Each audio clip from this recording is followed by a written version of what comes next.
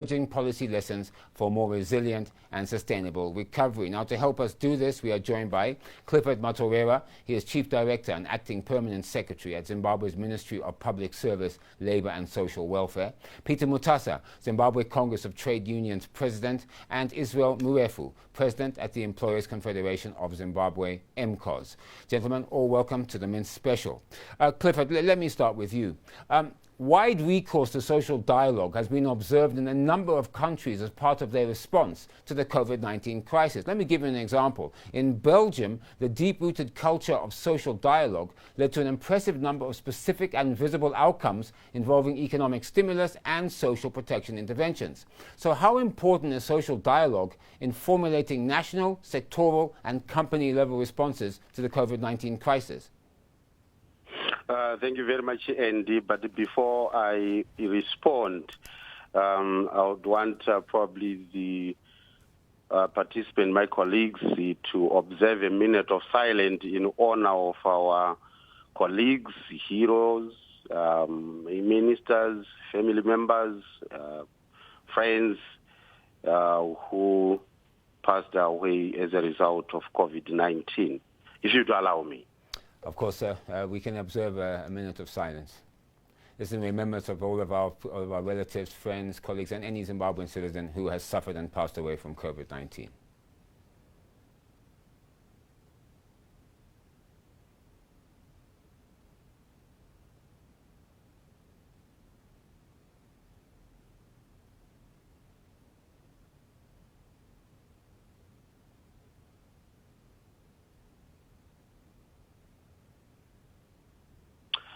Thank you, Andy. Good afternoon, Zimbabwe.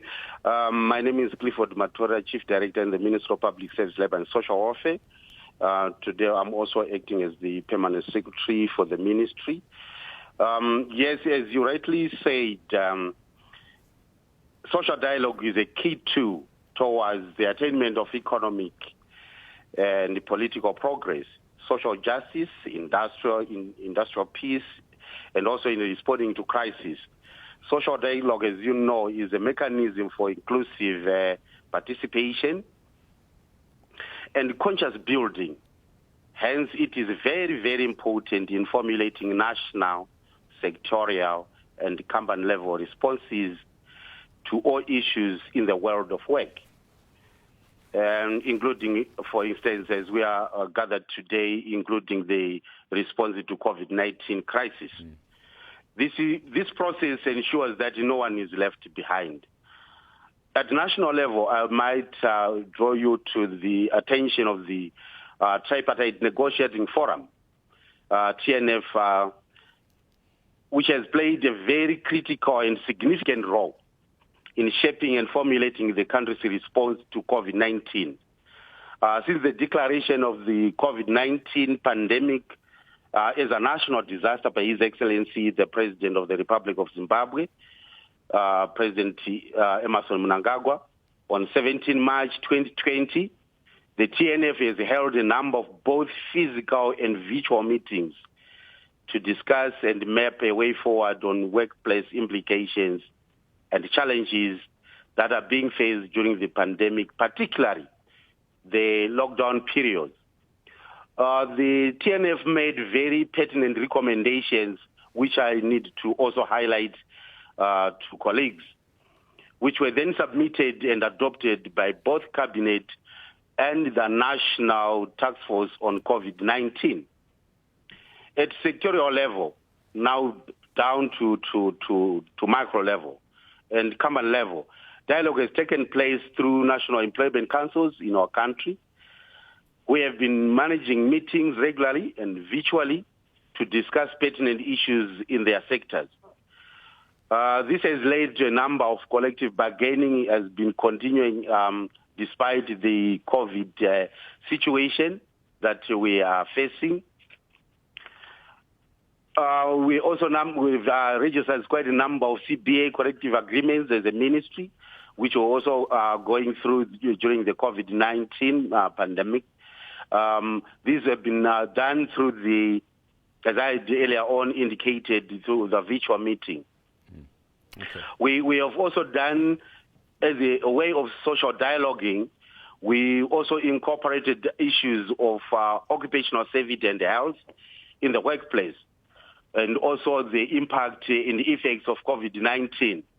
And on that, we as a ministry, in collaboration with the National Social Security Authority, we've done quite a number of inspections in order to ensure that our employees, especially those in the essential services, are working in an environment that is COVID-free. Right. So Clifford, short, I will be getting back to you in terms of some of the agreements that you've made, because I think they're critical, but I'd like to put that into a separate question, because I'd like to talk about that on its own. But thank you for your response. I will come back to you. Peter, you have called for improved social dialogue many times. Evidence suggests that social dialogue based on bilateral consultations between workers and employers' organizations is critical. So as unions, have you been involved in social dialogue initiatives at sector and company levels? And how many specific and visible outcomes have been achieved through social dialogue at those levels?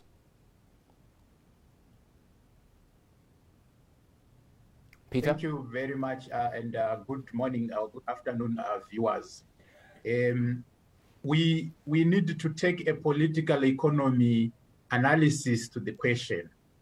For many years, since the introduction of the Economic Structural Adjustment Program, ESAP, the government of Zimbabwe has been weakening the labor laws of the country.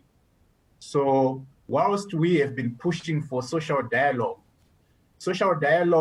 is supposed to be a platform where people with equal, more like equal power discuss on a basis of equality and on a basis of fairness. That has been hampered by the weakened power of trade unions and workers. So the legal framework, the Labor Act, which has been amended many times, which has been weakened many times, other legislations like POSA and now the reformed POSA have also been a challenge to workers. So whilst workers and employers are meeting at sector level, whilst they are meeting at works council level, at company level, the main challenge is that they are not meeting and discussing at a level playing field. Workers no longer have power in this country. So social dialogue is not effective when someone is a bearer of enormous power and the others are just begging and they have no power.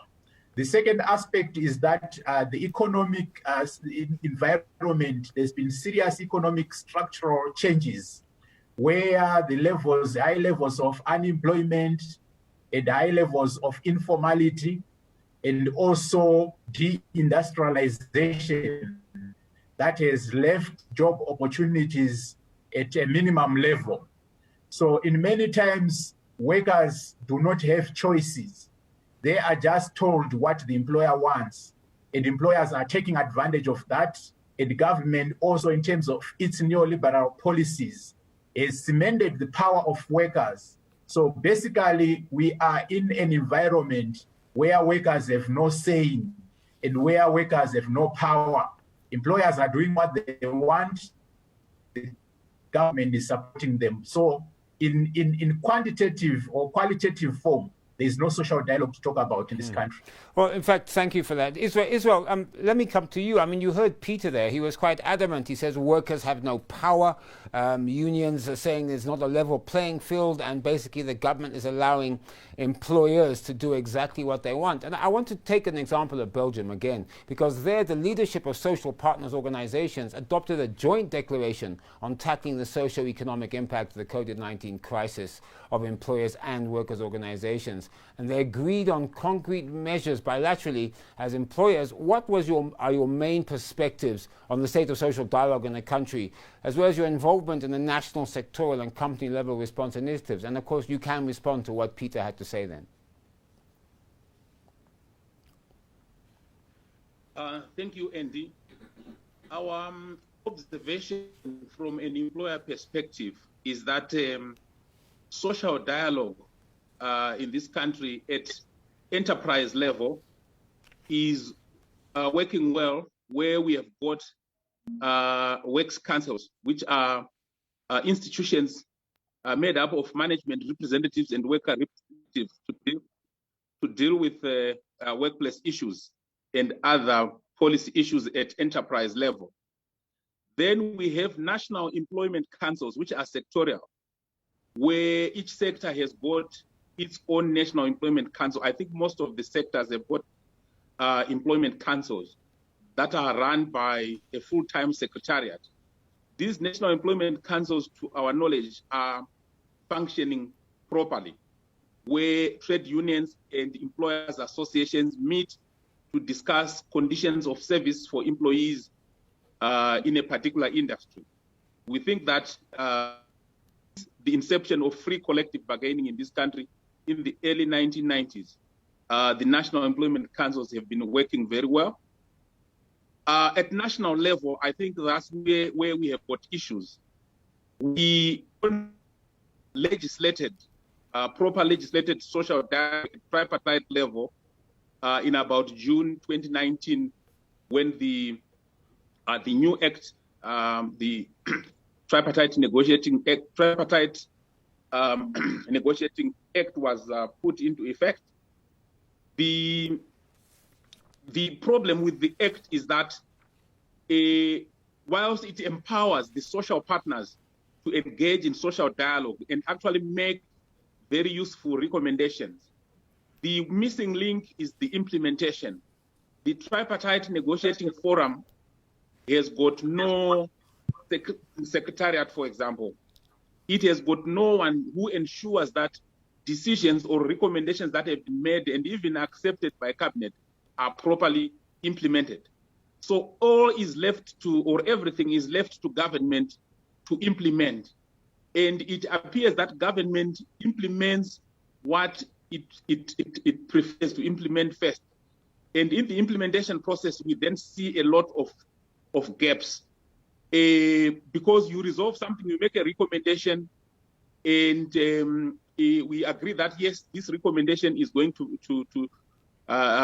or it has been accepted, but there is no one who is driving the implementation. We have got various arms of government who are probably represented in the TNF or may not be represented, but after the TNF meetings and the resolutions are made, they appear not to be doing anything to ensure that the resolutions are executed. So, Israel, can I ask you then? I mean, okay, that's fine, but you heard Peter there. Peter basically said that the employers can do whatever they want and the workers have no power. Your brief response to that? I think the reason why workers appear not to have power is not because of the legislative framework.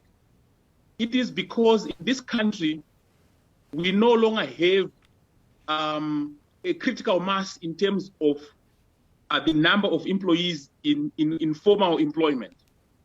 If unemployment is over 90%, it means that only percent of a total population of about 16 million, okay, exclude those who are not able to work because of age.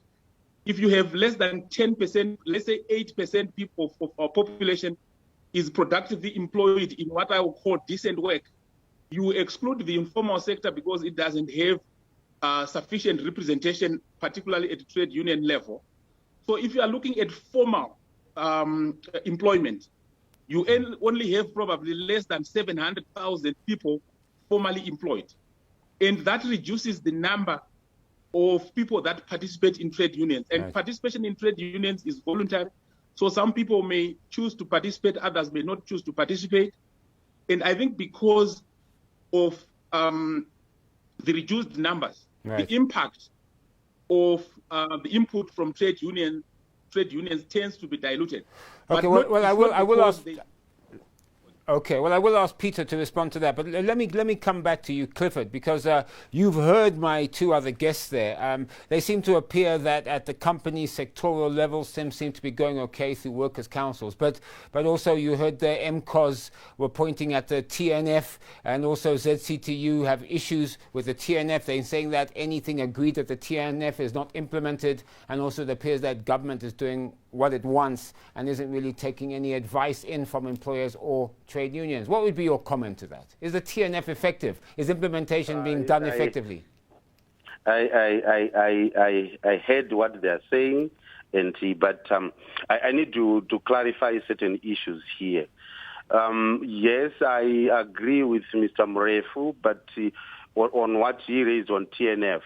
But we also need to bear in mind that there is now a process that is underway, which I think Mr. Mrefu is also aware of, that currently a consultant, through the assistance of ILO, we have engaged a consultant who is busy now to recruit an independent secretariat.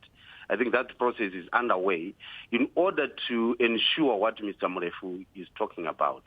I think those processes are undergoing as we speak. And everyone in the TNF is aware of that. Right, so you're accepting that there are issues, but you're doing something about it by hiring a consultant who then will try and put in place a much more smoother secretariat, must put in a much more smoother process to implementation of agreements. Yes, it was observed during the social dialogue that it is very important and pertinent to have an independent secretariat, and then it was then agreed that an independent secretariat be put in place. Okay. And to add on to that, even also Treasury has actually given a substantial amount of money to ensure that the secretariat will keep on running. Okay, well, that's some good news, I believe. At least then things will get more organized. Peter, we have to take a little bit of a break, but your brief comment. You heard there what Israel and Clifford have said. It appears as if there seems to be some issue of making it effective social dialogue conversations. And I think the key is, how do we make dialogue conversations, particularly in the TNF or at other sectoral levels, effective? Peter, your comment.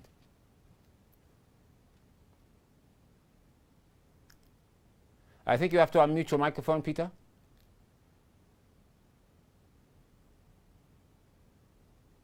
Right, so social dialogue is about political will. If you look at the national level, we've been demanding a legislated tripartite negotiating forum for over 2 decades, and there has not been political will. Then if you also look at the Kadoma Declaration, which is a tripartite declaration, one issue that was found to be impeding social dialogue in this country was political will. So if you compare with other countries that then came up with social dialogue platforms like South Africa, which came much later when we already put this idea forward, they are moving much faster than us in providing solutions to economic and social crises or problems that the country is facing. We are now, instead of us leading in this region, we are actually visiting South Africa, visiting Namibia, to copy what they are doing when we were the first people to start this. So there's no intention in this country, both from employers and the government, to have proper social dialogue. Most of our issues are resolved through power, and the power of the state, the power of employers, and this is what is hampering development. Because if there is no input of all stakeholders in policy making, then we have a challenge. As we speak, TNF, whether it is an independent secretariat, for as long as the people who have the political power do not have the will to make it function, it will not function. It will remain just like the Parliament of Zimbabwe, where people and MPs go for social gathering, but they have no impact, they have no oversight of the policies, and they are not fully and effectively engaged. So we need a real change of mind and look at countries that are doing well industrially and economically, like Germany, who have even gone further to co-determination, where workers at a workplace level, they even have worker directors in their board of directors, and workers give input on all issues. Mr. Mrefu was talking about the effectiveness of NECs and Works Council. I don't think that is correct, even in the banking sector where we both sit in the NEC with Mr. Mrefu. We have failed even to have an occupational safety and health committee.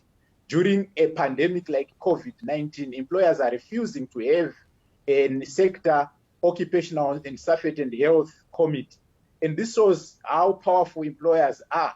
We have also we can also look at the level of salaries across the NECs. Most workers are failing to make ends meet. People are earning barely sufficient to buy food. And this is a result of a powerful and unwilling employer groups and a government that has also whittled down the power of workers. It's not just about the economic structure.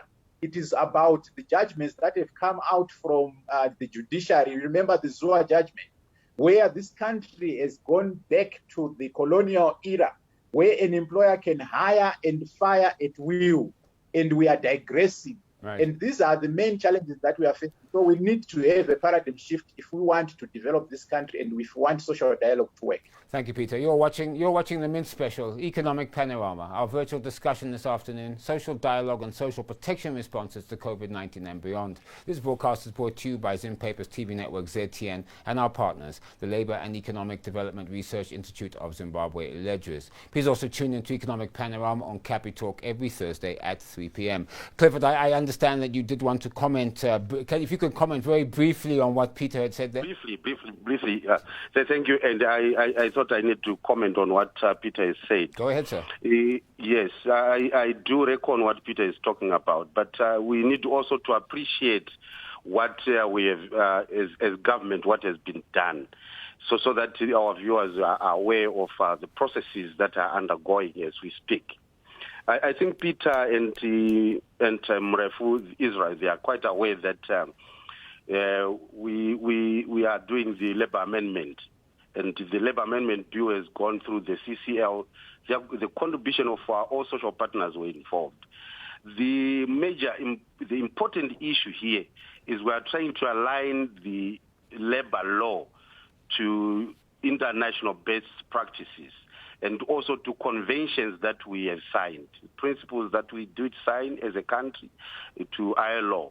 And we are also trying to align the labor law to the Constitution so that the issues that Peter is talking about are issues that has been addressed, and the Cabinet, as we speak, is approved that the labor law amendment bill pass, so that it becomes, would then amend certain areas, issues that he has referred to the Zua judgment.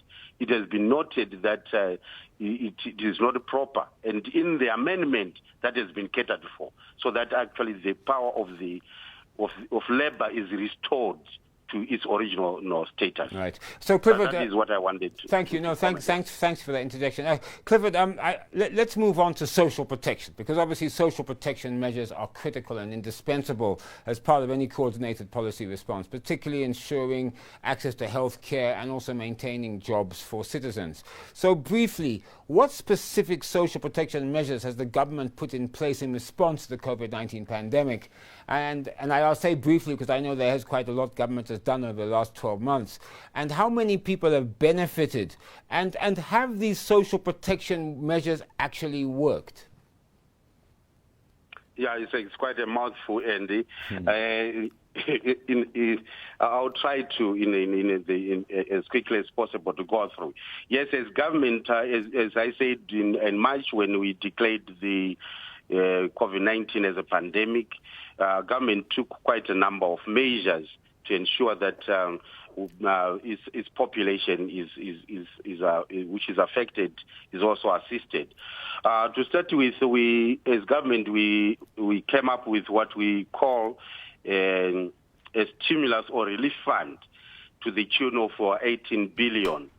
And I would quickly just talk about the sectors that were given in the distribution, if you don't mind. Agricultural sector support with about 6.1 billion, working capital fund for industry 3 billion, mining sector 1 billion, SME support fund 500 million, tourism support fund 500 million, liquidity from statutory reserve, 2 billion, health sector support, 1.1 billion, broad relief measures, 1.5, COVID-19 case transfer, 2.4 billion, arts and sports, 0.2 billion. In total, that gives us a total of 18.2 billion. And I think the people are aware, as Professor Tilnube, Minister of Finance, did announce at the beginning of COVID-19. All right, but Clifford, if I may just jump in there. You say that 18.2 billion, yes, that was a stimulus package, but let's talk about social protection, particularly for individual citizens. I know that the government target was 1 million people. I think you only managed to touch 200,000. So can you say that the social protection interventions for ordinary citizens was effective? Yes, I'm coming on to that. There were quite a number of measures that government did during the COVID. I think also through TNF, there was a recommendation for review of electricity and price hikes. And as you're quite aware that ZESA did actually reduce the tariffs. That was a move also to support the people. There was also a need to reorganize our market, our food chain, by allowing, places like Mbare Musika to reopen. In the beginning, it was a total lockdown. But because we realized that people do need the food, so that was then relaxed so that at the end of the day, people can access. Over and above, now I'll come on to the issues that you are talking about. As government, we are currently, supporting our vulnerable people, a total of 750,000 households with maize meal and meal meal throughout the country. These are the people that are either affected by drought, or those are the perennial vulnerable people. And in the urban area, there is a program which we call the Cage for Cereal, where we are also supporting to the tune of 65,000 households. This was in order to ensure that people don't die during the COVID period. Over and above that, again, we then looked at our SME, people. Because we realized that quite a number of our people is indicated by both Israel and Peter, that the economy is basically on the informal sector. We then came up with a program to assist those in the informal sector. And we obtained a database from quite a number of associations, so that will then give a relief, which we'll call the special emergency relief support to the informal sector. All this was done to ensure that people during COVID period are really assisted, and we don't then have someone dying because of hunger. Right. Well, let me throw this across to Peter. I'm sorry to interrupt you there, but Peter, you're a workers' organisation, you're a trade union. You heard there what Clifford said about some of the initiatives that government put in, particularly at citizen level, which of course your workers are. They are citizens, particularly if they are locked down and not working. So were the social protection measures put in place by the government effective? Did they adequately support the membership that you have?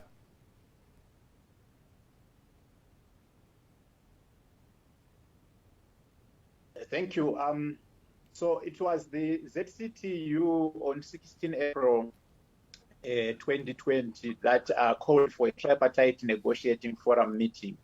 And we presented a paper which we termed the ZCTU COVID-19 response, and which was also accepted by employers with amendments and by government. Then it became the tripartite negotiating forum COVID-19 response. So we were looking at a lot of issues, including social security and especially social assistance to the vulnerable people. But we did not agree with the government. Firstly, we did not agree on the quantum. Government was talking around 300 Zimbabwean dollars, and we argue that that will only be able to buy 3 loaves of bread. So such a an intervention will not be effective and will not assist anyone.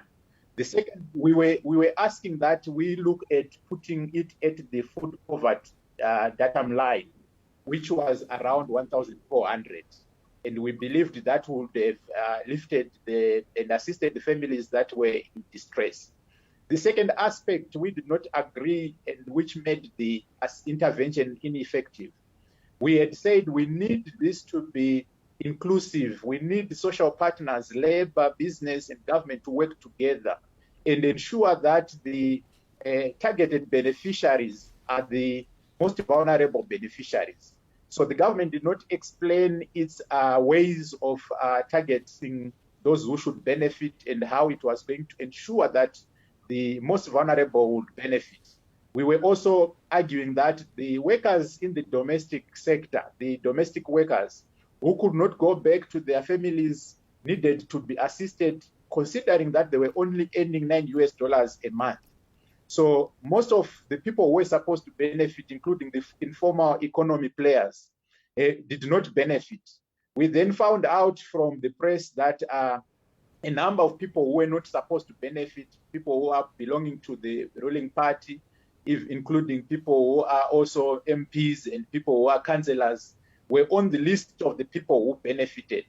So it is the manner that the government addressed this issue that led the intervention to be ineffective. As we speak right now, we only hear that 18 billion was already used, but you can't tell where it was used. There was lack of transparency and openness. And even now, as we look at another stimulus package, if those issues are not addressed, they will not assist us. Thanks, Peter. And Very briefly, if you can, if you could just wind up very briefly. We had other issues that were also important, including income security for the people who were still at work but who had lost income. And that group was completely ignored. Also had the group of informal traders who had lost their capital and their livelihoods. And as businesses are now opening, that group has also been completely ignored. And this is the group that is taking care of the majority of the citizens in terms of economic activity. Thank you. I hope we will have time to, because obviously the issue of any type of social protection is about how is it funded, particularly in Zimbabwe where there is limited fiscal space. So as much as I believe there's a lot of a myriad of issues that need to be resolved, it's the funding part that comes in. Now, Clifford maybe can comment on that later, but I want to come to Israel. Peter mentioned something earlier. He talked about occupational safety and health, OSH, and also, of course, combining that with social protection measures being put in by government. And, of course, Israel workers, as you would admit, are essential for every company that you represent. So how best can the level of protection at the workplace be enhanced, particularly for those who are at the front line of fighting the pandemic, including addressing psychosocial issues, enhancing social security schemes, and establishing social protection floors?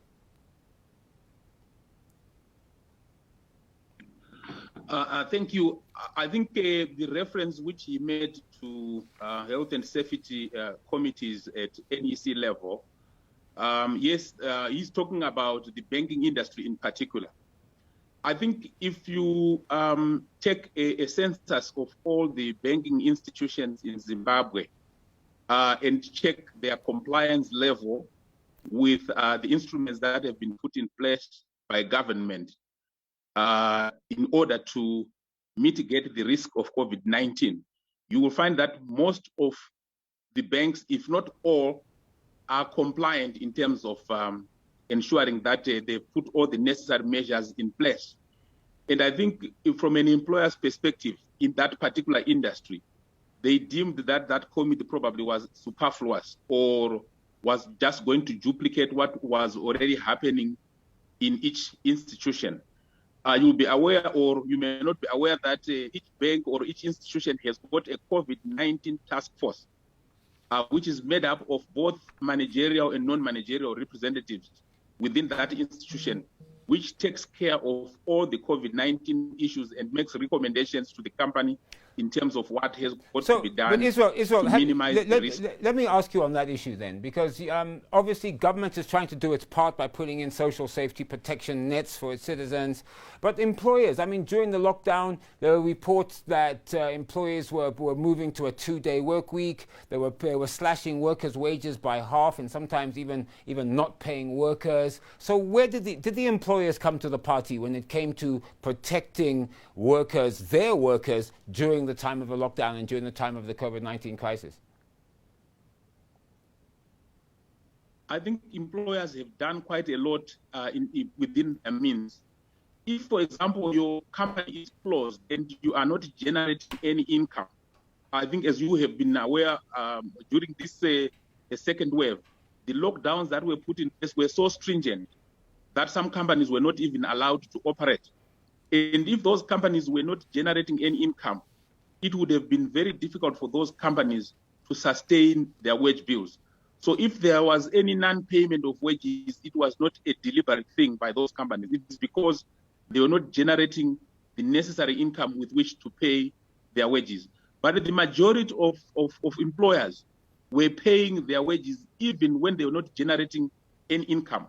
The majority of employers were providing transport to and from work for their workers to ensure that they minimize the risk of them getting infected when they mix and mingle with others or the public at large at bus terminal. A number of employers were engaged in ensuring that their workers were tested and their families were also tested. And whenever there were any positive cases, the employers were footing the bill of ensuring that whatever medical support is provided can be afforded by their employees. Thanks, Peter. You're watching the Mint Special. Yeah, I think thanks for highlighting some of the issues that employers did do to fight COVID. You're watching the Mint Special, Economic Panorama, our virtual discussion this afternoon, social dialogue and social protection responses to COVID-19 and beyond. This broadcast is brought to you by Zim Papers TV Network, ZTN, and our partners, the Labour and Economic Development Research Institute of Zimbabwe, Ledriz. Please also tune in to Economic Panorama on Capi Talk every Thursday at 3 p.m. Now, gentlemen, we only have a very few minutes before we end our show, but I'd like to end the show by talking about going forward, and I think that's critical. And Peter, let me start with you. What can you proffer any innovative proposals and solutions that can transform the short-term crisis measures into systemic reforms? I mean, let's go forward. What would you be proposing? And I please ask you all to be as brief as possible.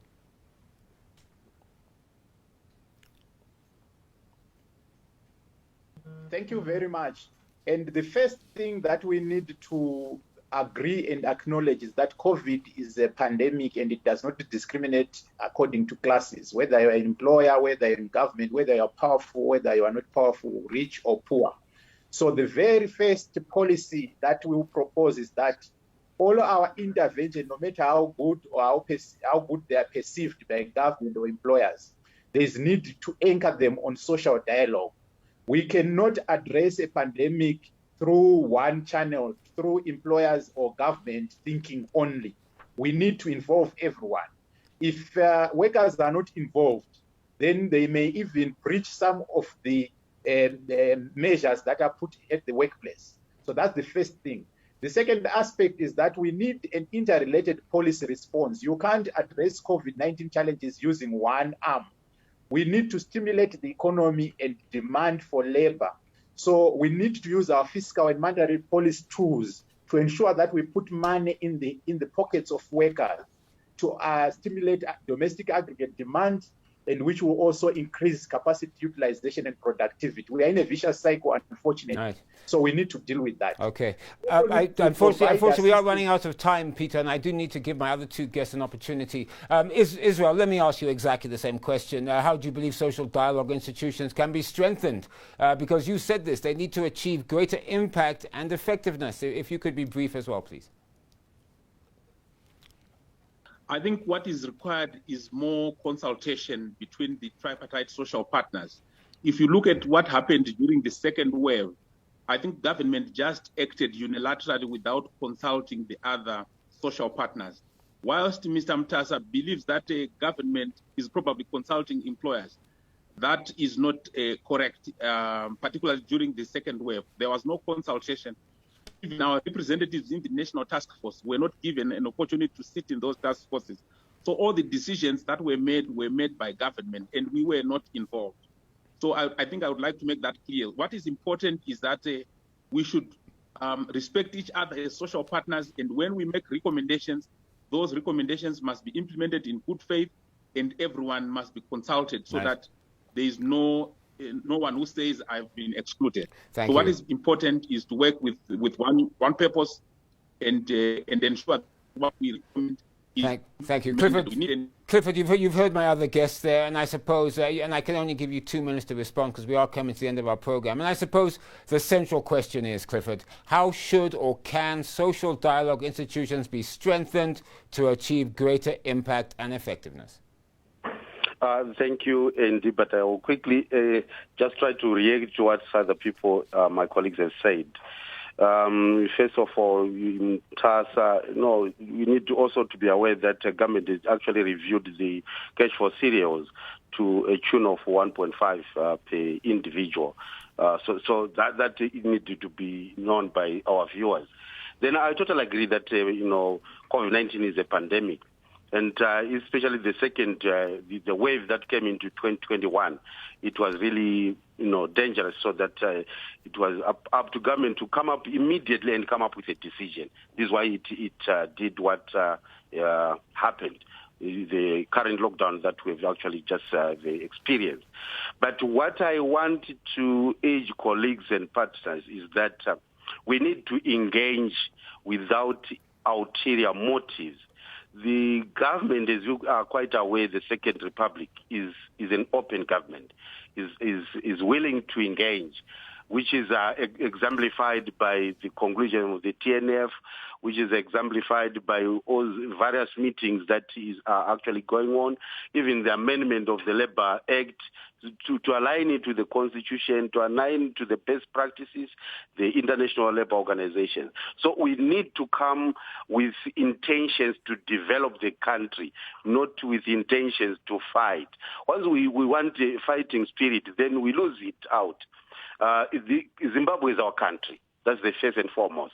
So when we are dialoguing, we need to put our country first so that at the end of the day we achieve what we want.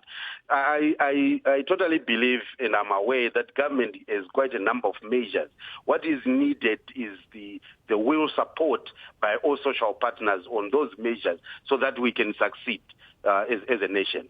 I think on that note, we have come to the end of our program this afternoon. You've been watching the Mint Special Economic Panorama, our virtual discussion this afternoon, social dialogue and social protection responses to COVID-19 and beyond. This broadcast is brought to you by Zim Papers TV Network, ZTN, and our partners, the Labour and Economic Development Research Institute of Zimbabwe, Ledriz. Please don't miss Economic Panorama on Capitalk every Thursday at 3 p.m. I'd like to thank our guest this afternoon, Clifford Matorera, Chief Director and Acting Permanent Secretary at Zimbabwe's Ministry of Public Service, Labour and Social Welfare, Peter Mutasa, Zimbabwe Congress of Trade Unions, ZCTU President, and Israel Murefu, President at the Employers Confederation of Zimbabwe, MCOS. Gentlemen, thank you so much for appearing on the Mint Special today. A final comment. In times of crisis with mounting social tensions, the need for social dialogue is far more important than ever. Since the outbreak of the COVID-19 pandemic, social dialogue has played a vital role in shaping national policy responses in many countries. Evidence from previous crises, such as the 2008-2009 global financial crisis, has underscored the significance of crafting social protection interventions through effective social dialogue. Owing to the unique circumstances surrounding the COVID-19 pandemic, some governments initially responded hastily without consulting social partners. Other governments, however, sought immediate recourse to social dialogue as an instrument for formulating policy measures to protect populations, employees, as well as support business sustainability from the beginning. In the same vein, social dialogue based on bilateral consultations between workers and employers' organizations has also been utilized for strengthening agreements in the area of social protection. So what is the lesson? Well, good communication allows everyone to understand information more accurately, quickly, and furthermore allows all to find common ground to work for the benefit of all. In contrast, poor communication leads to frequent misunderstanding and frustration, and at its worst, conflict. Which one would you prefer? I'm Andy Hodges. Goodbye, and you all be safe.